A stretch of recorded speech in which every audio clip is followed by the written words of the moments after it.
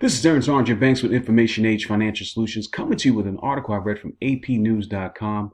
Titles always catch my attention, and with the hope that the recovery with the small businesses getting actually loans, a PPP plan, it's just sad to see different titles like this, and that what our expectations for people being rehired and things getting back to normal may become more of a fantasy.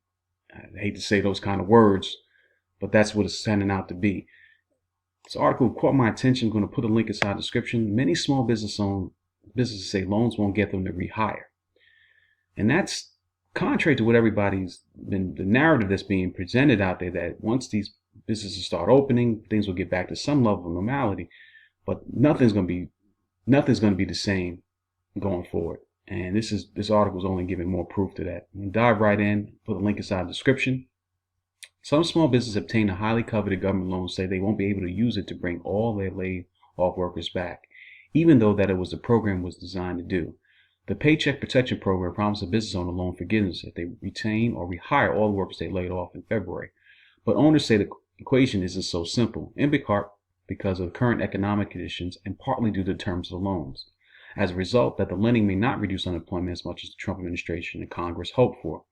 The government's $2 trillion relief package included $349 billion for the Small Business Loan Program, which was besieged with applications and ran out of money Thursday. Congress and the White House reached a deal Tuesday that would provide another $310 billion. To get the loans forgiven, companies need to spend 75% on payroll within 8 weeks of receiving the money. The other 25% can be spent on rent, utilities, and mortgage payments. Otherwise, the loan has generous terms, only a 1% interest rate, and 6 months before any principal is due.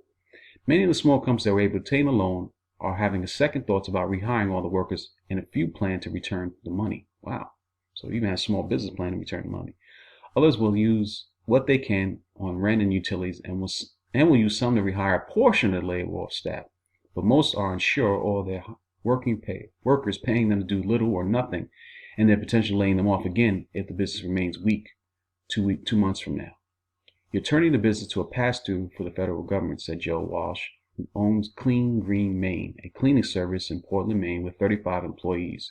You're doing very little to actually help the business. Interesting. It's unclear how much the small business lending program can hold back the surge in joblessness. A record 22 million people saw unemployment, and in the past month, most economists forecast that unemployment rate between 15 to 20% when the monthly jobs report is released early in May. And we already know that there's 26.5 million, something close to that number. More money is clearly needed. Roughly 1.6 million small companies were able to obtain loans, the Small Business Administration said, out of at least 6 million that were likely eligible, according to census data. Bank of America economists estimate that another 650 billion will be necessary to meet demand. Also, the generous unemployment aid that was also included in the government relief package has made it more difficult to rehire. Many workers are making more with unemployment checks, which now include a $600 weekly benefit from the federal government. So now the government is actually paying people who make more money not to work, and it's just fascinating because they're not going to come back in. You have this double conundrum of trying to help at the same time you're crippling the individual people as well. Walsh, who received a $280,000 loan from the SBA, said that he is reluctant to push his employees to return to work because under unemployment benefit rules, they could lose their weekly checks if they turn to potential jobs. Wow. That's just putting me as an employer in a really difficult position, Walsh said. He pays at least $17 an hour, which benefits, but his former employees are getting the equivalent of roughly $25,000 an hour for unemployment. Right now, Walsh's business is closed due to lack of demand for cleaning services. He hopes to reopen soon and bring back some workers to retain them on new sanitizing processes and earn a bit of revenue. Still, he doubts his business will be anywhere close to what it was anytime soon, which means his workforce won't be either. There's no way that I'm going to get 100% employment by the end of 8 weeks, he said. The National Federation for Independent Business, a small business advocacy group, is pushing the government to make it easier for loans to be forgiven. The group wants the SBA to eliminate the requirement that 75% be spent on payroll, or at least reduce it to 50%.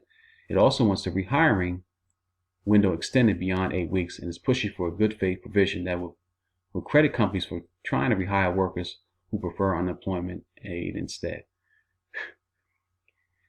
It's fascinating with the times that we're living in that this will be going to be an issue. not because of the coronavirus, it's just what the government comes to do, and then people believing, again, and I'm not blaming anyone in this, that we will not have a currency problem because of this, and a hyperinflation may occur. It's really moving down that road, socialist, and understanding why is just these things have long-term effects and long-term problems, and we just you don't really get anywhere to solve the problem temporarily for a much systemic problem later. So let me keep diving on. I digress. The NFIB also asks that half the next round of funding be reserved for businesses with fewer than 20 employees to counter complaints that many large public traded companies obtained loans in the first round. The government agreement reached late Tuesday did not make the change, but directed some funds to smaller banks. According to a survey of its members, the NFIB said that just half of those who have applied for loans expects that they will rehire all their workers and get the entire amount forgiven. A quarter accept that at least 3/4 of the loan will be forgiven, while 15% didn't know. The American Sustainable Business Council and several other small business groups are put to have the starting date for rehiring shifted from the date a company received the loan to the date it can legally reopen. Many restaurants, gyms, and movie theaters have been shut down by the state. Adam Randall received a $160,000 loan for his restaurant bar in Bellefontaine, Ohio, near Columbus, though he's uncertain how many of his 17 laid-off staffers he will rehire and when. Even when Ohio ends in restaurant shutdown, Randall expects to face restrictions on how many people his place, Bellefontaine, can have on the premise. We have a small restaurant. We usually pack 90 to 100 in, and they're on top of each other. If everyone has to be 6 feet apart with 40 or 45 cousins, we can't pay the bills, Randall said. He expects to bring his employees back slowly. Wow.